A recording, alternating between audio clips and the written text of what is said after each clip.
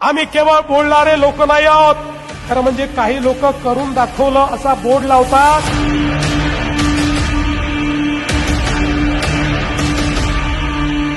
त्यांना विचारा काय करून दाखवलं. बिल्डिंग घर तुटून आणि 28 वर्षापासून आम्ही घाणीमध्ये आहे. काय केलं शिवसेनेने सगळी, काय केलं मनसेने?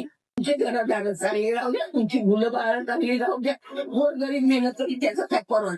पण हाय बदलू लागणार म्हणजे लागणार. भ्रष्टाचार करून दाखवला, अनाचार करून दाखवला. पण आम्हाला सगळ्याची आवश्यकता नाही. आमच्या कामाची जिती जागतिक स्मारक या संपूर्ण मुंबईमध्ये आपल्याला पाहायला मिळत आहे.